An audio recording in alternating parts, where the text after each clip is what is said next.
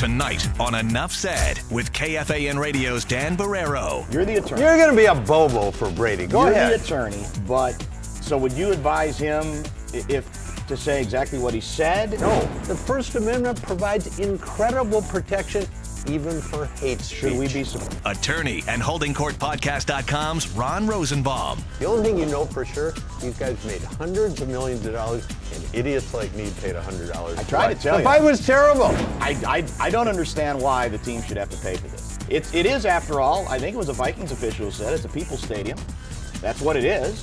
So why shouldn't the people have to pay for the people's bridge that gets them to the people's stadium? And executive producer Lori Fisher, who is keeping these guys on track and deciding when enough said.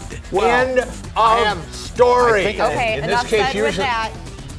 Charlie Hebdo's story comes home to a certain degree, Ron. The University of Minnesota, they had a big debate, I guess, symposium to talk about the limits in free speech post Charlie Hebdo. It went very well by all accounts. It was very spirited. The one problem apparently was that some students took offense to the posters that were up on campus because it may have had what they viewed as an image of Muhammad. The guy who put the thing together, a liberal arts guy, is then told, you need to make a statement saying that you do not stand with that poster. And I'm trying to figure out how we got to a point at universities where the idea used to be challenged a little bit, to listen to other ideas, and now we're at a point where people have to apologize for talking about free speech and debating it. This is absolutely driving me nuts. I'm old-fashioned enough to believe that universities ought to be a place where ideas are shared, whether they're popular or not popular. That is, after all, the idea of the First Amendment. The picture of the Prophet Muhammad is the picture that Charlie Hebdo did after the shooting with the tears. Okay, there may be some people that are offended by it.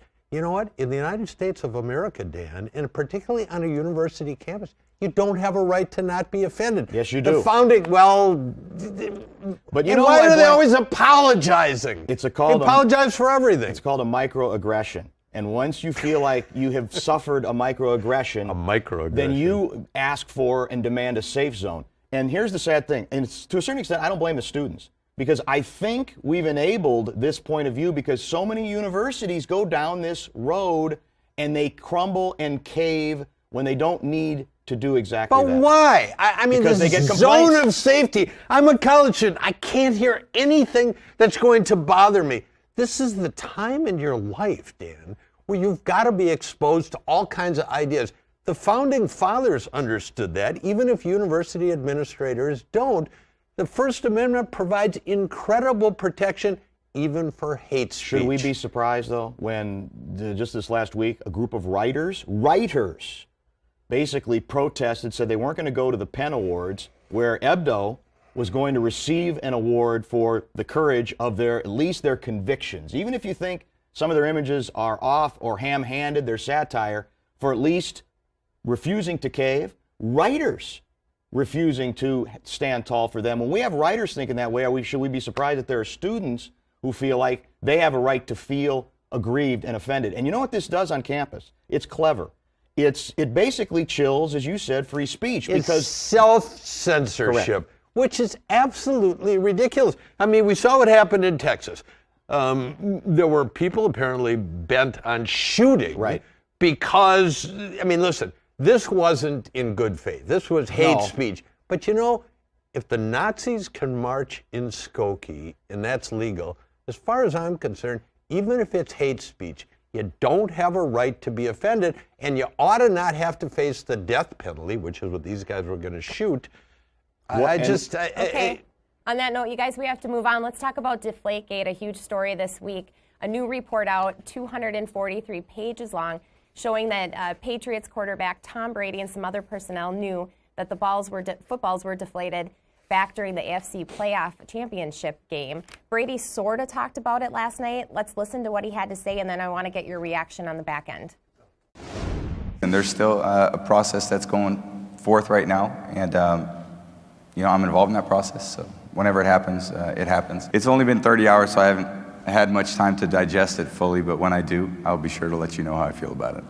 Will he at that point? Well, it would seem. I want to hear attorney. this now. You're the attorney. You're going to be a bobo for Brady. Go You're ahead. the attorney, but so would you advise him to say exactly what he said? No. Or would you advise him to say, I didn't do it? But what if he did do it? Would you advise him to say, What does this mean? I've got to digest it. Either you were involved in deflating footballs or you weren't. At the press conference, at the press conference at the time when this story broke, what he said, and they asked him, SportsCenter asked him directly, did you do it? And he said, are you a cheater? And he goes, I don't think so. Hey, I'm not a cheater or I am a cheater. He has not even denied it, Dan. So the evidence is so overwhelming here. Overwhelming? Yeah. I don't know if it's overwhelming. Well, I think he did it, but I will admit this. I have such a tremendous distrust of the National Football League, their motives, and even the way they go about their business, I think that's Brady's best defense. But doesn't it strain credulity a little bit to think that these two, ball boy bobos are doing this on their own to steal, because it's established, the ball's disappeared from where they were supposed to be. Well, it went into the bathroom with one of the locker bobos. Are they going to do that on their own, in all honesty? Is that the last possible? time I looked, the most important guy on the Patriots is Tom Brady. These guys clearly aren't going to do it. And when I've heard people say it's circumstantial evidence, hell, we convict people every day of the week in courtrooms. I hate to tell you, but fingerprint evidence is circumstantial as well. Let's go to the statement. Brady's agent said, the Wells report, with all due respect, is a significant and terrible disappointment. It's an omission of key facts and lines of inquiry suggest the investigators reached a conclusion first and then determined so-called facts later. More lawyers speak. That's right up your alley. Well, I mean, what he said is, there's a number of different theories that could have caused this. And they asked him what they were. He goes, well, I can't really answer that question. I'll get to that later. Listen, I'm sorry. I know people are troubled by the fact that Tom Brady is a superstar, and he is. But I think the real question is, what is this going to do to his legacy? I mean, we've seen guys like A-Rod, Barry Bonds. These guys were great players before the steroid era. Roger Clemens. Steroids worse. Steroids are worse than this. But it's not a question of what's worse. It's a question of how people are going to view it. Can I ask you this? Why does he do it? Why would he need it? He's so good. I think they can't stop themselves. I think when you're the king of the world, you do what you want to do and you don't worry about the consequences.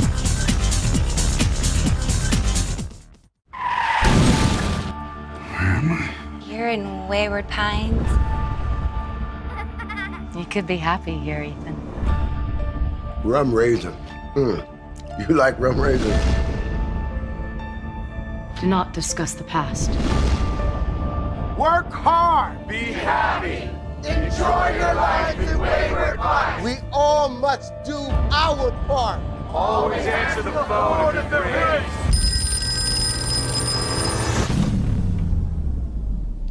Hello? You must kill the man in front of you. Telemarketer. Follow the rules.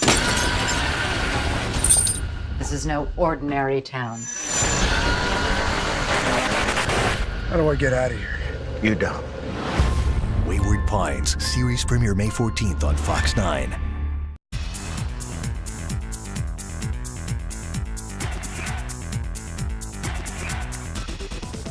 The governor of a state I lived in for 5 years, the great state of Texas, has decreed that he's there to protect the citizens of the great state of Texas, a few of whom have suggested that those so-called military exercises scheduled for later in the summer, federal exercises, are really quite more than that. And what they really are intending to do is to invade and take over the state of Texas, maybe California as well. I think there's 5 or 6 states involved. And so Governor Abbott, I believe is his name, says, look, I got the state guard, and we're watching here. Yeah. We're watching you, and we'll report to the proper authority. They will report to me exactly what these movements are. And this is not an Onion story. This is not It is an Onion story. Goofball radio caller that I get. I had one saying George Bush, the W, was not going to relinquish office. We all have those wackos, but they're generally not running states. This guy runs the state of Texas. First of all, when he was wearing the tinfoil hat when he made the statement, I think immediately raised some question. This is, it's one thing. We've always had conspiracy nuts. I mean, if you go on the internet long enough, you can prove you don't exist. Correct. I mean, there are people, but when the governor of the state, Ted Cruz, the senator, said, Norris. He does have a point. Apparently, the governor doesn't realize if he's going to call out the state National Guard to protect us from Obama, who's going to take over the state of Texas, and the guns. as if he wants it, by the way.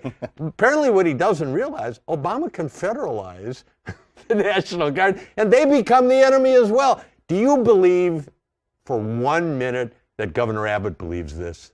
I hope not.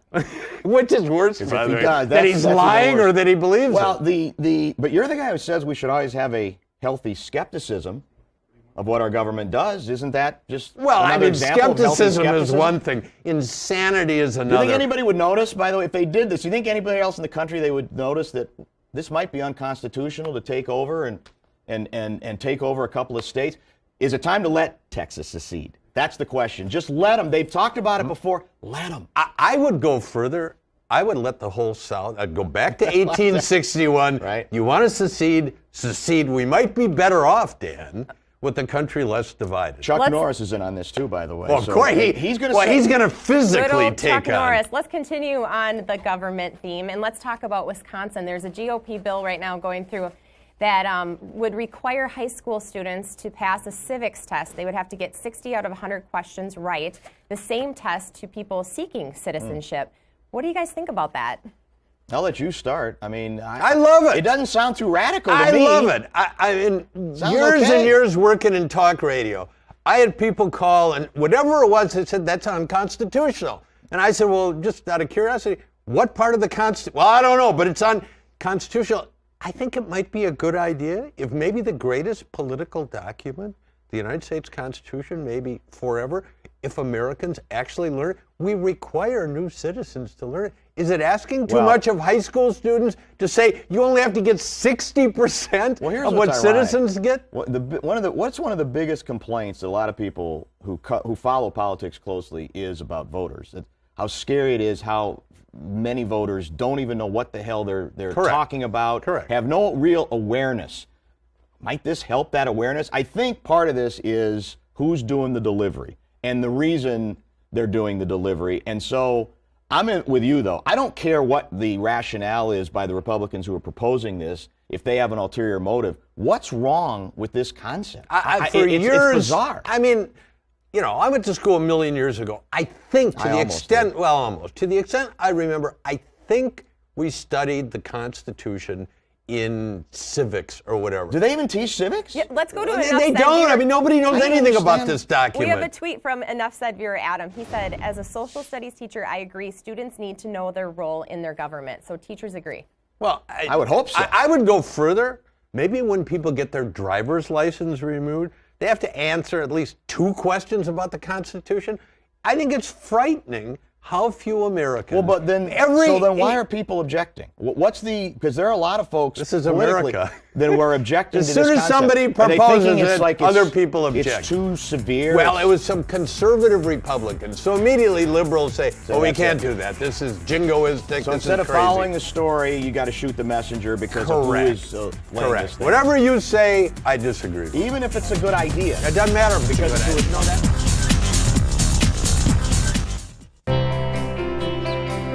More. What is more? Some would define more as a number. However, we Minnesotans know it's not just about quantity, but the qualities that make us rise above the rest. Our values, determination, and passion. If we fall, we will pick ourselves up. We will not let the weather defeat us. We help our neighbors in need. We will not stand for injustice. More is not about being first or the loudest. It's about taking the time to get it right for ourselves, for our families, for our community. Because behind every story, there's so much more.